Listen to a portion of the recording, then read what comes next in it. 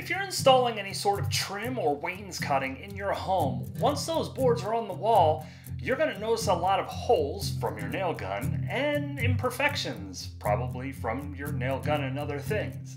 It's important that you finish these surfaces properly before you put a paintbrush to any of that wood. In this video, I'll share 4 rock-solid tips to help you get that job done before you paint. Let's do this. Step number 1 is one that a lot of people overlook, and this is to fix some of those nails that are still sticking out of the wood a little bit. Look across all of your nail holes to see if you have any nail heads that have popped out like this one. Take a center punch and a hammer. Gently hammer that baby just below the surface. You don't have to go in too far with this. Just make sure that it doesn't cross the surface of the wood. Do this across all of your holes that have a nail head sticking out, even if it's just a little bit. This makes sure that your sanding process goes smoothly. No pun intended. Number 2 is to fill all of those holes. One of my favorite products to use is 3M High Strength Small Hole Repair. The nice part about this product is that it includes the spackle, which has primer in it, and it also has a putty knife on top and a sander on the bottom. So if you don't have any sandpaper or putty knife, this will come in handy.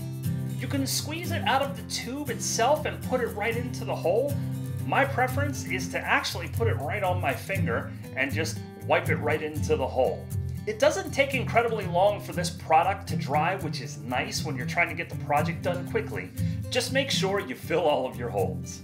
Number 3 is one of the most important steps of all, and that is to sand your surfaces properly. You can hand sand this if you want to. Personally, I prefer to use a random orbit sander like this DeWalt that I have. It does a fantastic job. I actually connect it to my vacuum so that it doesn't kick dust out through the entire house, which is kind of nice. You want to make sure that you smooth out all of the rough areas on your wood. Specifically, the areas that you just spackled, the small holes that you filled, as well as any other imperfections that your nail gun might have put into the wood, indentations. Maybe the wood was just imperfect when you purchased it. Before you put paint to this wood, smooth it out. And also, use a damp cloth. Wipe it across the entire surface, even the wall, to make sure that you get all of that dust off before you paint.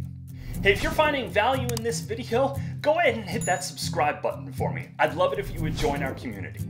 But on to our final step, and that is CAULK.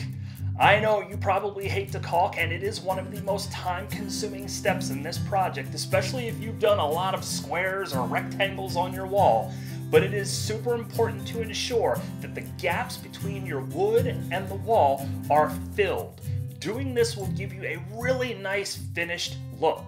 For this, I recommend DAP's Alex Flex CAULK, which is made specifically for trim.